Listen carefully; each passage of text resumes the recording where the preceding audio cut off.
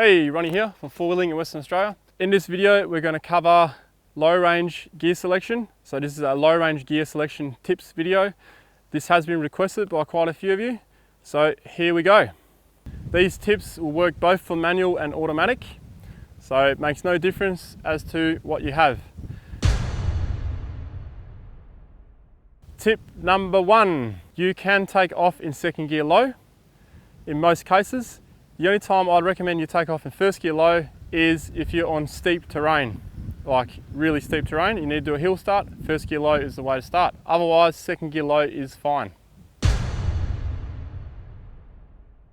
Number two, rock crawling or driving on rocks, technical terrain. First gear low is your best friend. And first gear low will keep you at a very slow controlled speed, will give you maximum torque and will stop you from bouncing too much, and should you hit something, it'll be at low speed, so you risk a lot less damage. So first gear low is your best friend. Number three, when off-roading in areas where low speed is only possible, you can most of the time leave it in fourth gear low. Even if you drop down to 1000 RPM in a petrol or diesel engine, you shouldn't stall. So you can play around with it, it's going to be different for each vehicle, but most vehicles, and in my case, I can just leave it in fourth gear low most of the time without stalling. Number four, hill climbs will require first or second gear low most of the time. I wouldn't go any higher than that, especially in the steep hills, because you'll be bouncing around too much. So first and second gear low will give you maximum control and maximum torque.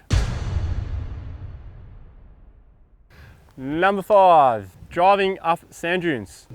Sand dunes can require anything from second gear low to fourth gear low. It all depends on the dune, sometimes even second gear high. Momentum is key when it comes to sand dunes, not speed, momentum. The constant movement at the right RPM when you hit the hill and try and maintain that RPM. But every vehicle and every sand dune is different, so you're going to have to learn how your vehicle behaves and you just have to trial it out and test it for yourself. Number six, descending hard-packed hills. So these are your rocky hills, your pea gravel hills. When descending those hills, use first gear low, and the reason for that is to use your engine compression to slow the vehicle down.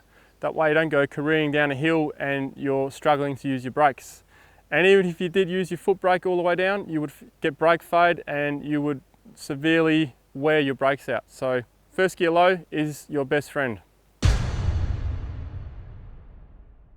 Number seven, sand dunes. Again, this time we're going downhill. When going downhill on a sand dune, you want to use, most of the time, second gear low.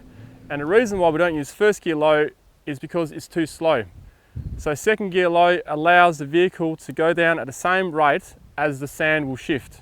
First gear low, the sand will shift in front of you and you risk the back end possibly sliding over if you don't have the front wheels dead straight. Number eight, we're talking about fifth gear low this time. Fifth gear low when off-roading under intense labour and for longer periods of time is not recommended. Fifth gear low in most manual gearboxes is the weak point of the gearbox. You can damage your gearbox by using fifth gear low under load. So I'd recommend avoiding fifth gear low at all costs. And to give you an example of a situation, you're on a boggy beach, you're in fifth gear low and you're revving really high and it's labouring.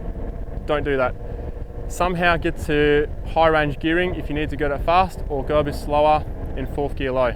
The same goes for vehicles in high range towing. So you're in fifth gear towing a caravan up a hill under intense labour. I would recommend that you don't do that. Go back to fourth gear. Fifth gear is just for cruising. That said, some vehicles have a gearbox that can handle it, but I'm not going to say any makes or models in case I am giving you the wrong information on that and you go and blow your gearbox. Number nine, we're now talking about bigger wheels and low range. So low range, the main reason for low range, as you probably gathered already, is for slow and controlled speed. So for those vehicles that modify their tyres and they put bigger tyres on it, if you just go a couple of sizes, or one size I should say, it's not too bad, but once you go two sizes or three sizes bigger, then your crawl speed will suffer. And depending on the type of vehicle, depending on the severity of it. For example, 70 series V8 Land Cruisers, their crawl speed is so low from stock that they can go up to 35s and they've still got a decent crawl speed. However, in a Hilux, for example, from my experience, when I went up 2 tyre sizes, I lost my crawl speed and I had to re-gear the diffs, which we're not going to cover in this, but just letting you know, if you put bigger tyres on your vehicle, your crawl speed will suffer to some degree. Number 10, my final tip for you with low range is when you're crossing a river, second gear low is your best friend. First gear low, too slow. Third and fourth gear low, you're hitting the water too fast, too hard, you're going to get water over the bonnet. The aim is to keep your bow wave, so second gear low just seems to be the perfect speed for it. And surprisingly, in second gear low, there's a lot of variance in speed that you can get. So it's great for momentum, great for the torque, and you just keep going through the water. Well, hopefully you do, otherwise you're in trouble. Rightio, so that's pretty much all my top 10 tips for you. If you have some tips of your own or something I haven't covered, please put them in the comments below for other viewers. For more bonus tips on gear selection when off-roading and low range, click on the icon up above or in the description below. And you can subscribe right here. So take care out on the tracks and trails. See ya.